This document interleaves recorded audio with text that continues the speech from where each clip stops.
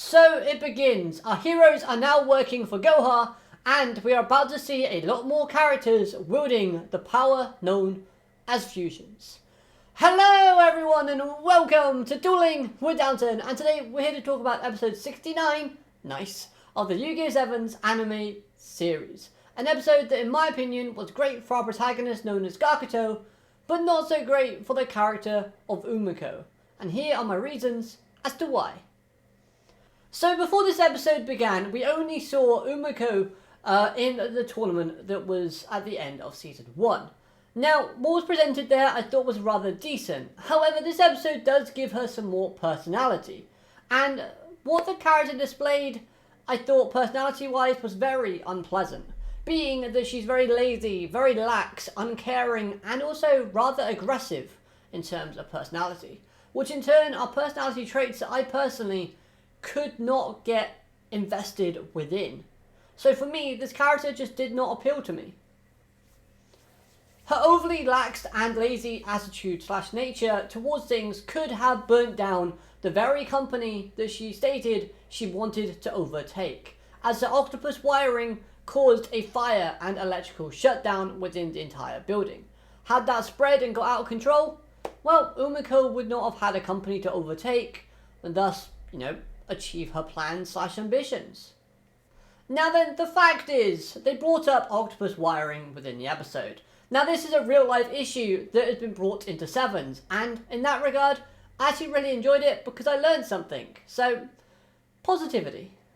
Now then, peeling away the negative attitude that Umako displayed within the episode, I like the fact that the show was trying to do something different and unique with Umako's character, giving her something different than what Sorako, Finger, and Sweet Kakako presented.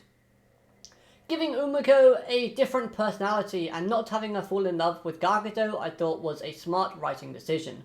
Plus they added dreams / ambitions to her character, which in turn gives the character more substance and viability.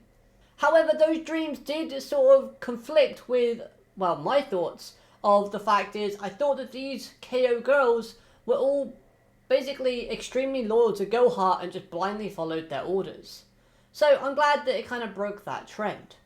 Now in terms of her swimming off into the sunset, I do think that's very reminiscent of the fact is that whenever we've been introduced to one of these lookalike characters, after they've lost a duel, they've always gone back to their homeland. And although it wasn't explained in this way, I just feel like that Umako was just too lazy to actually just state this outright, and this is basically her just going back. So next time we see one of the KO girls, it's going to be someone different with a different personality and a different style.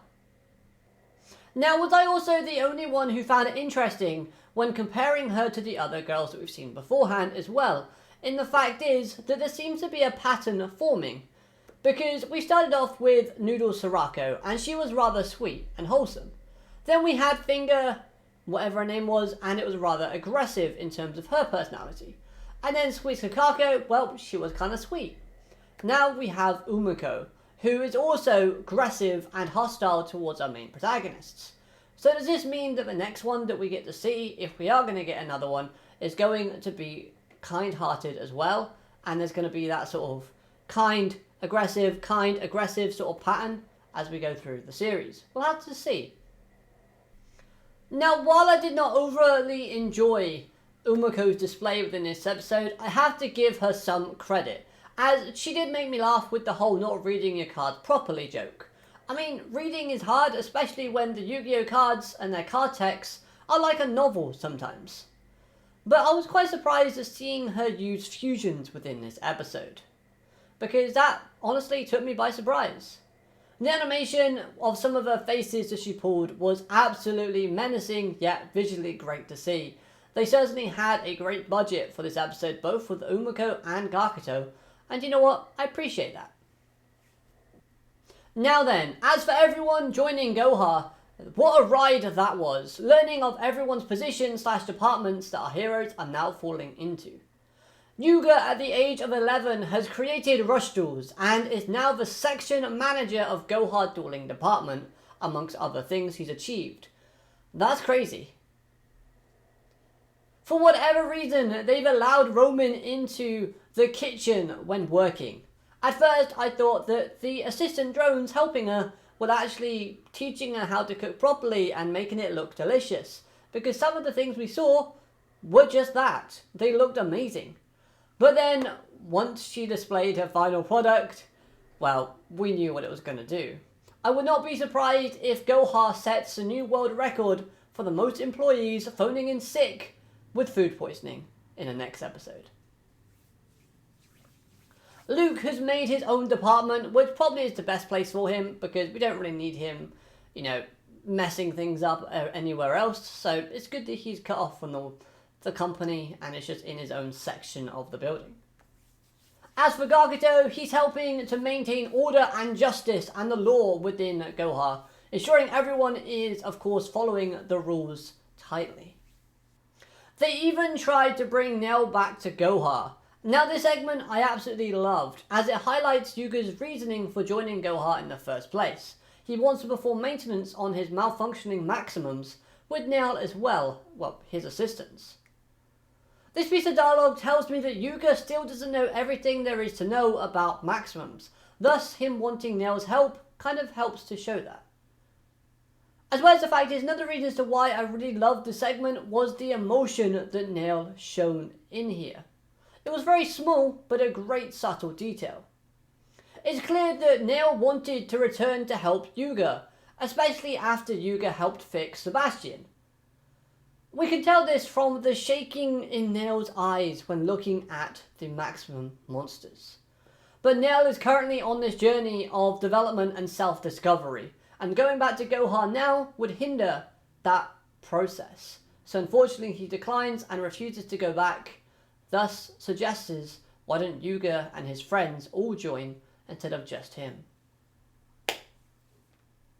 Moving along now though, let's talk about the duel, as it was an okay duel to watch and we had some good character interactions. The side characters commentary from Ranze and Rinosuke added a bit more sort of comedic elements to it as well, which I pleasantly enjoyed that regard.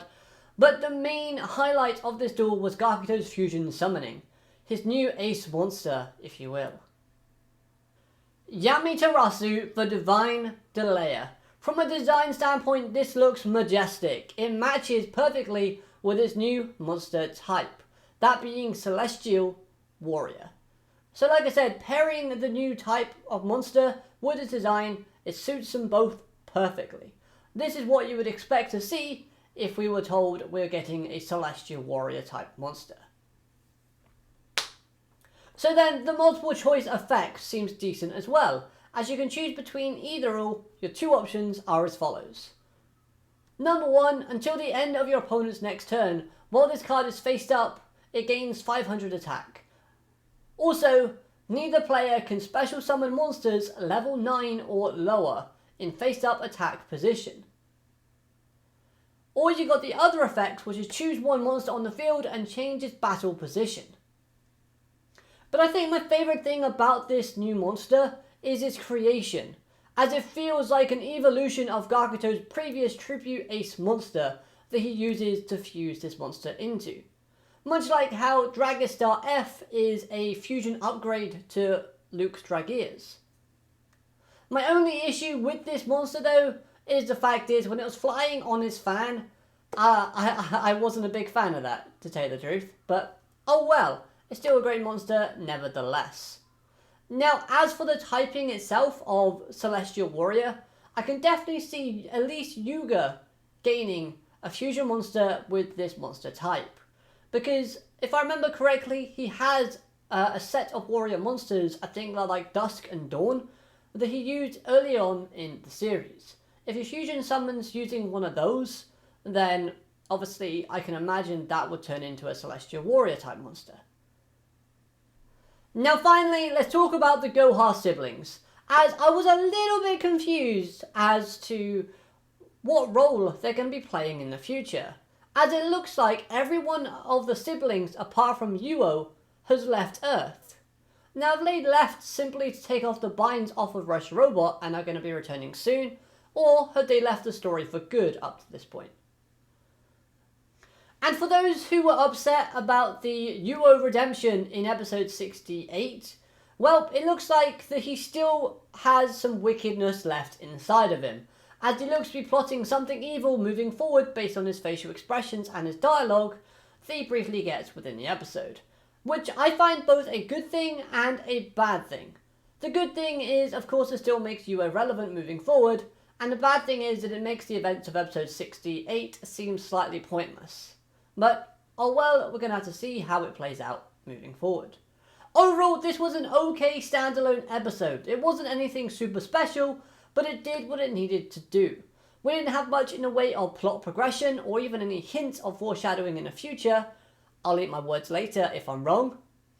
However, with all that being said, the next episode looks like we might be learning a little bit more about Yuga's fear of ladybugs, which I'm super interested to learn more about, because we don't really have much background information about our main protagonist. So the more the merrier, I say. Anyways, that's all I've got to say for this episode review. Hopefully you enjoyed it. If you have, hit like, comment, subscribe, all of that good stuff for more Yu-Gi-Oh content, and make sure you let me know your thoughts on this episode in the comments down below. I'd love to hear what you have to say. Apart from that, have a great day. Alligator, matane, goodbye.